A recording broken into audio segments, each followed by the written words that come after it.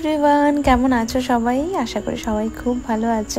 আবার নিয়ে চলে আসলাম একটা ব্লগ তোমাদের সাথে শেয়ার করার জন্য। এটা ছিল একটা শুটের ব্লগ। আমার শুটে আমরা কেমন কি করি না করি প্রত্যেকটা জিনিস তোমাদের সাথে শেয়ার করব। শুটটা হঠাৎ করেই করা, আমার কেন জানি মনে হলো যে আমি দুটো শুট রাখি। তো এটা ফার্স্ট ডে, আর আমার মডেল টুইঙ্কেলের সাথে আমার ফার্স্ট টাইম কাজ। ওর বাড়ি কালিয়াগঞ্জে, খুব মিষ্টি, ভীষণ ভালো একটা মেয়ে। আমাদের কাজ শুরু করতে করতে সেদিন অনেকটা লেট হয়ে যায়, কারণ মডেল আসতে একটু লেট করেছে। টুইঙ্কেল আসার পরে আমি প্রথমে শাড়ি ড্র্যাপিংটা করে নিই, দেন আমি লেন্সটা পরাই। সেদিন আমার হেল্পিং হ্যান্ড ছিল কণিকা, অনিতা, সোনিয়া। কণিকাকে আর অনিতাকে আমি একটা কাজ দিয়ে দিয়েছিলাম ক্রিম্পিং করার জন্য, আর মডেলের প্রচুর বড় বড় হেয়ার ছিল, দেখতেই পাচ্ছ। যাই হোক, আমি আর মাঝখানে ব্লগটা করতে পারিনি কন্টিনিউ। একবারে লাঞ্চে আমি তোমাদের সাথে দেখা করছি। আর সেদিন লাঞ্চে ছিল সাদা ভাত, চাল কুমড়োর তরকারি, মাছের মুড়ো দিয়ে, শাক ভাজা অ্যান্ড কাতল মাছের ঝোল আলু দিয়ে, আর ছিল স্যালাড। সেদিন আর কোনো রেস্টুরেন্ট থেকে অর্ডার করা হয়নি, বাড়ি থেকে রান্না করে নিয়ে যাওয়া হয়েছিল।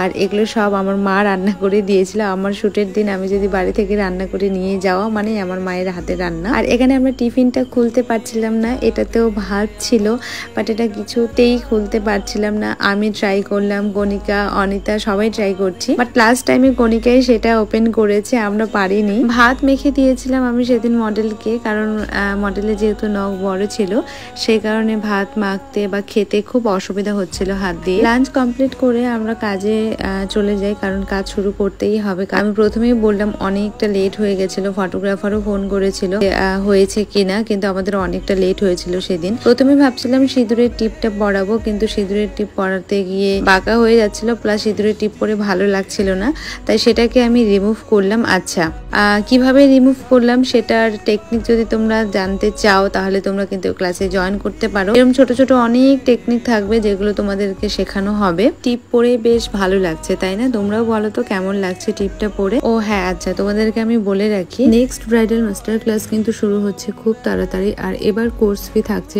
অনলি 6000, মানে 2000 তোমাদের জন্য অফ রাখা হয়েছে। আর এই অফারটা শুধু 10 জনের মধ্যেই পাবে, তবু সিট বুক হয়ে গেছে। তো যারা তোমরা ক্লাসে জয়েন করবে ভাবছো, তারা কিন্তু ফটাফট সিট গুলো বুক করে নাও। আর হ্যাঁ, 2025 and 2026 এর ব্রাইডাল বুকিং নেওয়া হচ্ছে, ওপেন হয়ে গেছে। যারা ভাবছো নিজেদের স্পেশাল দিনে বুক করবে, তারা কিন্তু নিজেদের স্লট গুলো বুক করে নাও। যেহেতু একটা সাবেকি বান হচ্ছিল, সেই ক্ষেত্রে বুঝতেই পারছো এটা প্রচন্ড ট্রেন্ডিং এ চলছে এই বানটা, তাই আমিও করেই নিলাম এই ট্রেন্ডিং হেয়ারটা। তো কিভাবে করলাম সেটাও তোমরা দেখে নিলে, তোমাদের সাথে শেয়ার করলাম আমি।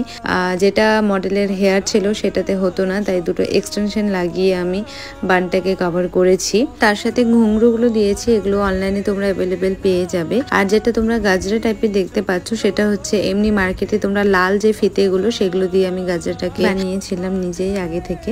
ওদেরকে আমি বলেছিলাম ধোয়াটা যেহেতু আমাদের শুটে দরকার ছিল, সেই কারণে ভাবছিলাম যে ওরা আগে থেকে যদি জ্বালিয়ে রাখে তাহলে সুবিধা হবে। শুট যখন শুরু হবে তখন যদি জ্বালাতে যাই তাহলে আমাদের অনেকটা লেট হয়ে যাবে, তাই ওরা সেটাকে রেডি করেছিল। এই তো আমাদের ফটোগ্রাফারও চলে এসেছে, প্লাস আমাদের শুট শুরু হয়ে গেছে। আচ্ছা, সেদিন ফটোগ্রাফার ছিল নয়ন, মানে কালিয়াগঞ্জে বাড়ি নয়নের, আর ওদের পেজের নাম আছে ড্রিম হাউস। খুব ভালো ব্যবহার, ফার্স্ট টাইম আমার ওর সাথে কাজ করা, কিন্তু মনেই হচ্ছিল না যে ফার্স্ট টাইম। সুন্দর ব্যবহার, খুব সুন্দর কথাবার্তা। যাই হোক, এবার আমাদের লাস্ট হচ্ছে মেকআপ রিমুভ করার পালা। লাস্টে এই সময়টাই খুব খারাপ লাগে, কারণ এতক্ষণ ধরে মেকআপ করার পরে, লুকটা এত সুন্দর করে করার পরে যখন মেকআপটা তুলে দিতে হয় তখন প্রচন্ডই কষ্ট লাগে, সত্যি কথা বলতে। কারণ তখন তো মেকআপটা ভালো মতো বসে, যত সময় যায় তত গ্লোয়িং ব্যাপারটা আসে, বাট আমাদেরকে সেই টাইমে মেকআপটা তুলে দিতে হয়। যাই হোক, খুব তাড়াতাড়ি ফটো অ্যান্ড ভিডিও আসবে, আর তোমাদের ব্লগটা দেখে কেমন লাগলো অবশ্যই কমেন্ট করে জানাবে। আবার দেখা হচ্ছে তোমাদের সবার সাথে নেক্সট ব্লগে। ততদিন সবাই ভালো থেকো, সুস্থ থেকো।